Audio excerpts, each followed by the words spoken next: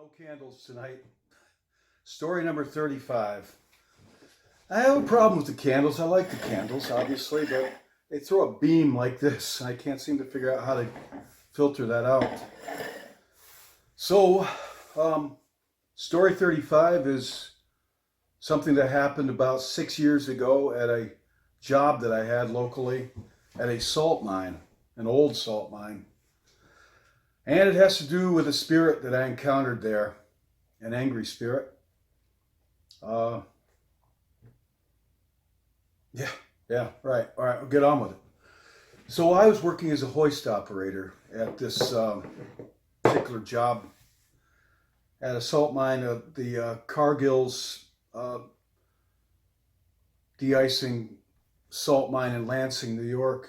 And that's to say it's in central New York. And that salt mine has been there since about 1905 to it's still in operation.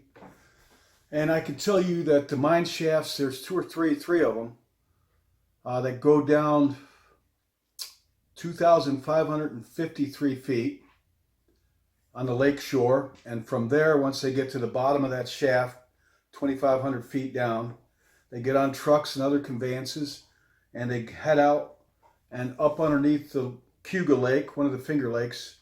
They mine salt, lots of it, 2 tons every 2 minutes and 20 some seconds to be exact, because I ran the other hoist to pull the salt out. And so I know if the machines were running right, you could tell if something was wrong. If they were off even by a few seconds, I would know that something needed to be looked at on those machines. So this particular, more about the mine. It's been in operation, like I said, since 1905, and I don't work there anymore. If I still worked there, I wouldn't be posting this story. But over the years, there's been a lot of accidents, which include a lot of fatalities. In recent years, because of diligent efforts, and I gotta say this, by federal and state regulations, and the people that work at the mine, especially themselves, they work very hard to be as safe as possible. And there have been very few accidents and fatalities, but they still happen. But I can't imagine, like from 1905 to say 1990-ish, how many people lost their lives down there and on the surface, because it's more dangerous. Actually, more accidents happen on the surface at a mine than they do underground, as I've found, I've heard. We had a lot of safety training. So a lot of men lost their lives there. How many? That's a well-kept secret over the years. But I bet there's been at least 100 people die, and that young and old men, all ages. I won't elaborate, at least 100 people. And there are a lot of ghost stories on the surface and below, a lot. I had a supervisor that worked there, and he worked underground, and he came to work on the surface, and he simply told people, he didn't say what happened. He said he saw something under there. He said he would never, ever go down there again. And had a lot of other miners tell me their ghost stories. They weren't as frightened. Oh, who knows? A lot of things. They have a ghost called Old Red Eyes. Had been seen underground with a man with red eyes and old miner clothes on. He'd just walk by and go about his business and vanish. And then there's a room called the Elvis Room. That's just strange stories there. And on the surface, there are stories, ghost stories. And I've seen, I think, 3 occasions of spirits. But this one's more pronounced. And I'm going to tell you about this. So one night, I'm working night shift. That's to say, pretty much, I got out of work around 7 a.m. So I'd be there maybe 10:30, I forget. And I run the hoist. That's to say, I run the hoist on one side of the mine. There was a hoist shaft that the salt came up from. Like I said, 2,000 tons every 2 minutes. They had tandem, one going up as one's going down. On the other side of the mine, there was the number 3 mine that I ran that as well. And that's when you came to work, you all loaded up in a basket, kind of like a elevator looking thing, kind of strange, two-story apparatus with maybe 10 guys on one level and 10 guys on the other, like a giant can, and you sent that down below. And I ran the machinery for that. And when they came up, they didn't get up. There was no way out of there without the hoist. There was no ladders, 2,500 feet. So part of my job was to know everybody there and to know at all times where everybody was. So if there was an accident underground, I knew there are 37 miners down there, and I have a list of their names, and I double, triple checked it. So when I run the equipment to get them all out of there, I personally check off every one of these guys are out. You know, that was part of my job. All right, my point being, I knew everybody that worked there and knew where they were at. Well, they had the last group for the night came up at 1 a.m. That's it was about 4 or 5 guys. And there's still maybe 20 guys down below working the full third shift. So this particular time, this happened at 3 a.m. And so I'll get to it. 3 a.m. It's 2 hours. At 1 a.m. I took the last group out. And those guys, they were long gone. They didn't stick around. They went home. But, and I tagged them out, you know. But, let me explain something about the surface. I'm going to post some pictures of this mine from the surface and such as I'm talking. And pictures I've got off the internet, though I've got plenty of them. I just don't want to dig them out. Yeah, these are just as good, almost. But so there was a hoist house that I worked in near the mine shaft that run this big hoist, cables and machinery and stuff. And then there was a room, a locker room, they called it the dry, D-R-Y, dry, because that was sarcastic, because that room was always wet, just from the geography. It sat down by the lake shore, and it was a hillside, and everything just kind of drained down naturally. So the dry was a huge locker room, so the guys would come to work, they'd get their helmet and all their gear and stuff out of their lockers, get kitted up, go to the time shanty, assemble together, and then on cue, they'd all together mount up and load on this apparatus, and I'd send them down below ground, and once they're all safely aboard. And then when they came out, in their time, I'd drop the thing down, they'd all load up, they'd give us signals, and I'd take them out. It was a 5-minute trip, down and up, one way, 5 minutes, 35 seconds. 5 minutes, 35 seconds. And if it was any slower than that, I needed to let people know, because maybe something's wrong. Maybe something's getting snagged up. I'm just talking. So where was I? The dry. That's where this occurred. Yeah, they'd come up. They'd go in there. They'd put their gear away. Some of them would shower. There was a huge shower room in there. Everything was tiled floor throughout with fluorescent lighting. Like it was a giant locker room.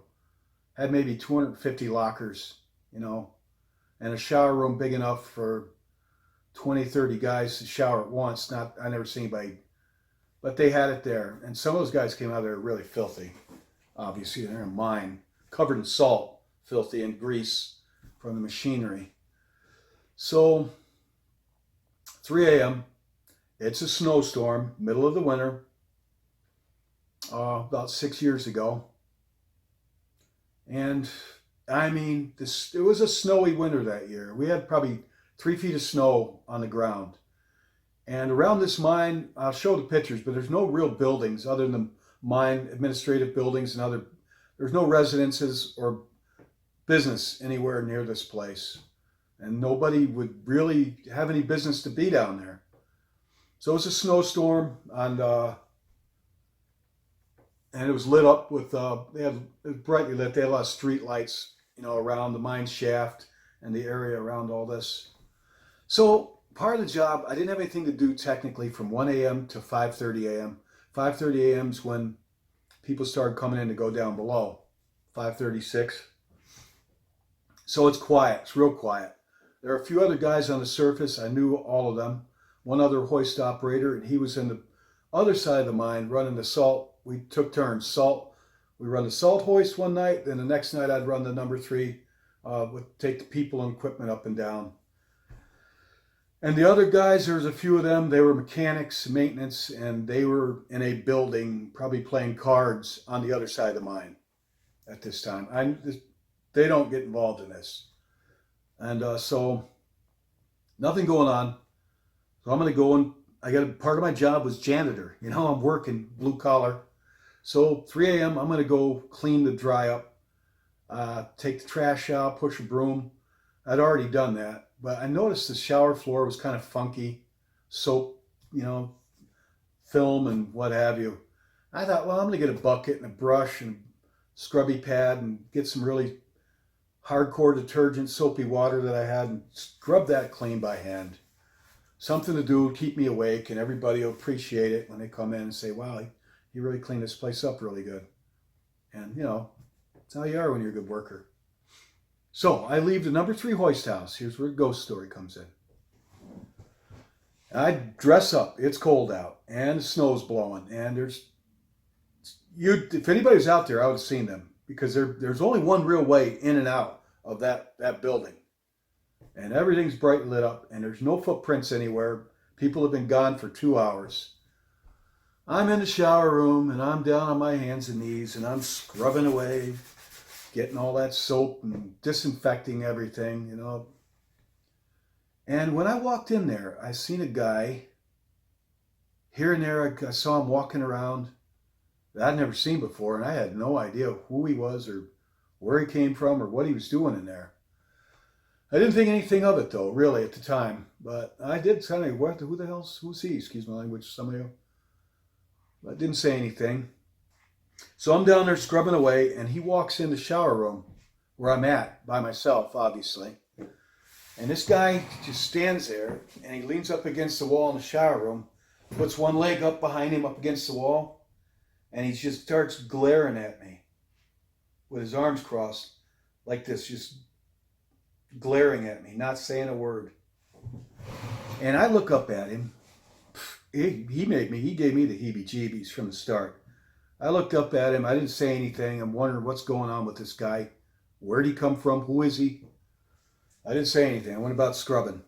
And that guy just stood there, and he glared at me. Let me explain what he looked like. I call him James Dean because that's the closest thing I can think of. He had on a white t-shirt, tucked into blue jeans, and he had black pointy shoes like they might have wore in the old 50s or 60s. Black leather shoes with a white t-shirt tucked into blue jeans. And he had a good amount of hair, looked like he was about 25 or 30, and he had it all combed back, slicked back like James Dean did, like they used to do. They combed it back like in a ducktail or something. And he was looking at me, and he had the most intense amount of emotion in his eyes that I have ever seen of that sort. That's to say, loathing. I would say there were 3 things in his eyes. Number 1, first most, he was staring at me with intense loathing. 2 would be anger. I guess 4 things. And then 3 and 4 equal small parts of pain and despair. But first and foremost, he was looking at me like just loathing. And I'm not even going to try to imitate him, but his gaze never left me. And I got nervous. I got kind of nervous, and I thought I'd break the silence, and I said, just clean it up in here. And the guy says, clean it up in here, huh? That's all he said. I kept scrubbing, and I said, yeah, I've got to kill germs, I was nervous. And he says, killing germs, huh? That's all he said. And I was about ready to say something else, and he just went, and he walked out the door into the locker room, because this shower room was like in the middle of the locker room. Big building, fairly big. And I went after him. And I got to tell you, I didn't find him anywhere. As soon as he walked out, 2 seconds after that, I said, what the heck, right? And I went walking after him, and he had those shoes on. You would have heard him because it was all tiled. I didn't hear his footsteps, and there was nowhere for him to hide. I didn't see him anywhere. And I actually ran around in there real quick trying to find out who this guy is because I'm supposed to know this stuff. And he wasn't in the locker room. And I quickly went out the one door he could have come out and went. There's actually two, but the other door was in the back, and there's no way he was going out that door. In fact, that's out. And there would have been footprints. He would have had to wade through snow to get out there. He didn't use that door. And there were no footprints, and he was nowhere outside, and there was no trace that anybody had walked there. I think at this point, even my footprints were blown over because it was a snowstorm with wind and a lot of snow. So that's that story. The guy made me nervous. I mean, who wouldn't? I didn't know what to think.